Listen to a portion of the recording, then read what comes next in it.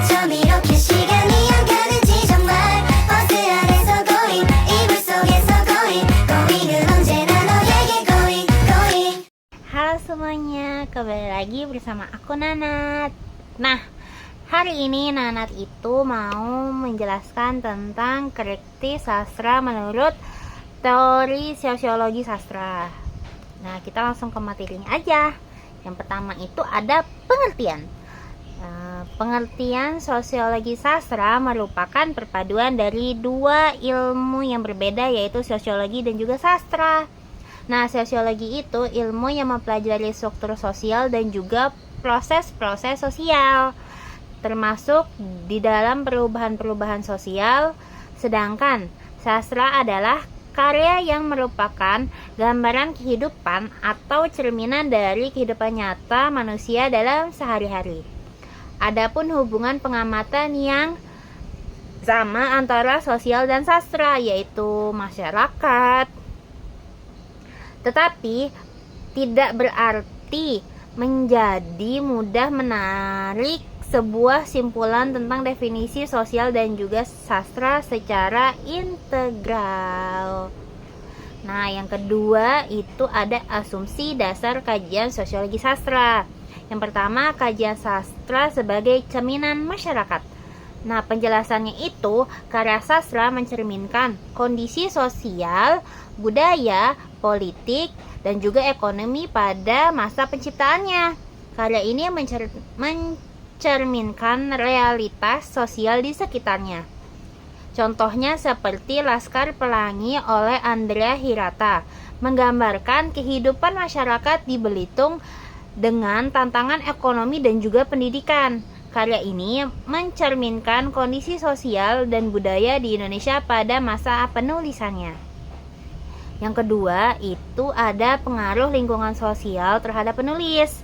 Nah, penjelasannya, penulis itu dipengaruhi oleh kondisi politik, ekonomi, budaya, dan juga keamanan di sekitarnya yang mempengaruhi proses kreativitas dan hasil karya sastra.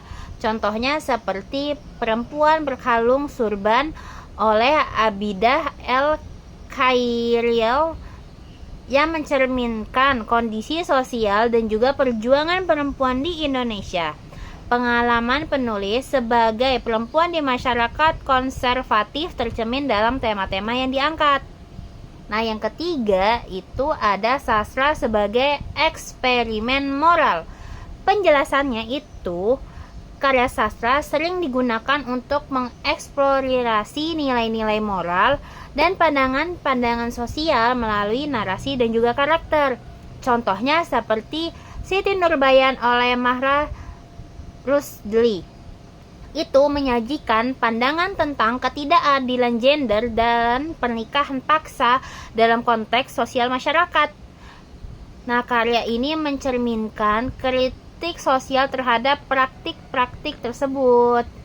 Dan yang keempat itu ada kritik sastra sebagai refleksi pengalaman hidup. Penjelasannya, karya sastra mencerminkan pengalaman hidup penulis, baik yang secara nyata maupun rekaan melalui imajinasi dan persepsi.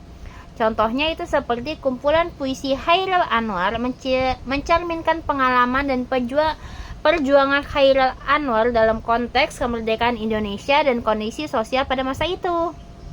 Dan yang kelima, itu ada kehidupan sosial sebagai pemicu lahirnya karya sastra.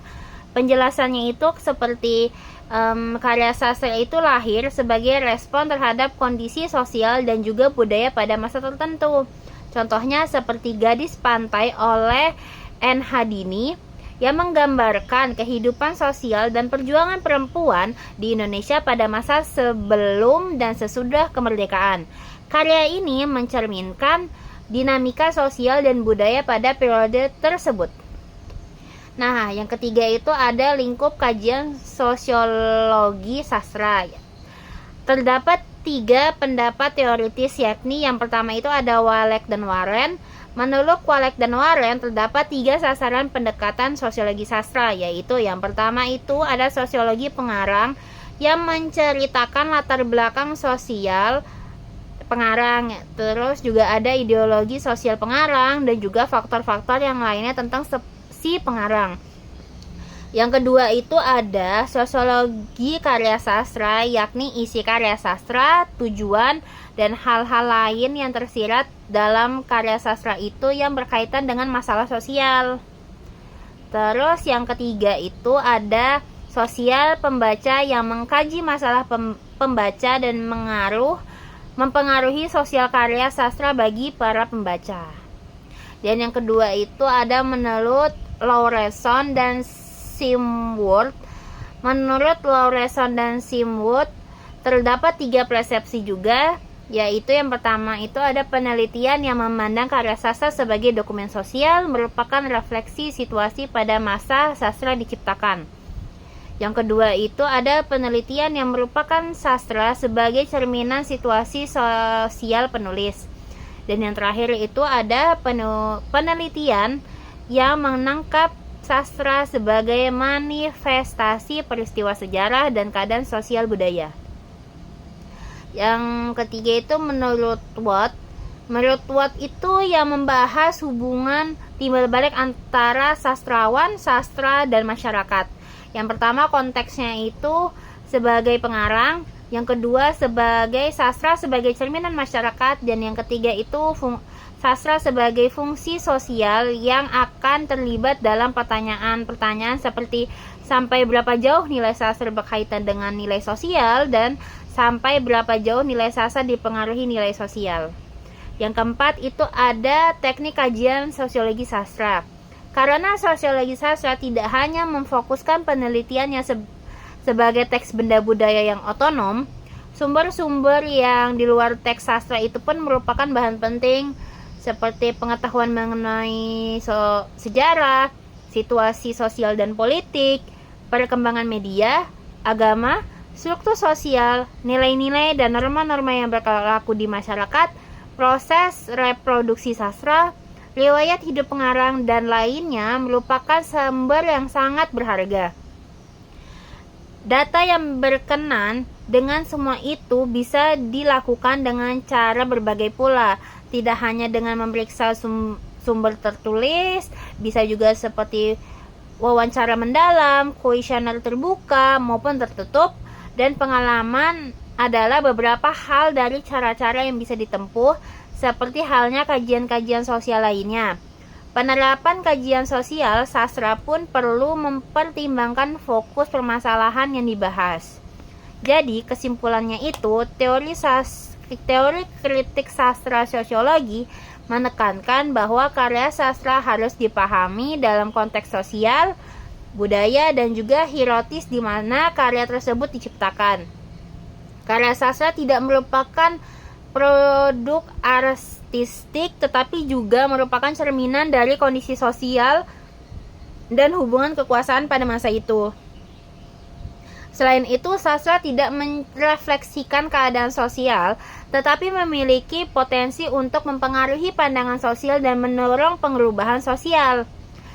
Kritik sastra sosiologi mengakui bahwa karya sastra dapat dimanfaatkan sebagai alat sosial dan medium untuk merangsang perubahan dalam masyarakat. Teori kritik sastra sosiologi juga menawarkan kerangka kerja yang penting untuk memahami berbagai karya sastra sebagai produk dan cerminan dari kondisi sosialnya.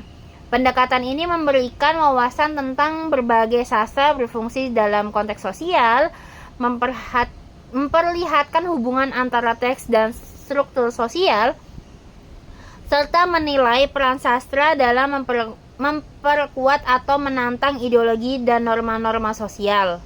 Dengan demikian, teori ini memperluas pemahaman kita tentang sastra tidak hanya sebagai karya seni, tetapi juga sebagai pedoman sosial yang aktif dan mempengaruhi. Baik, sekian dulu penjelasan dari Nana tentang teori kritik sastra sosiologi. Maaf jika ada kesalahan dalam pengucapan, dan terima kasih sudah mendengarkan. Sampai jumpa di video selanjutnya. Dadah!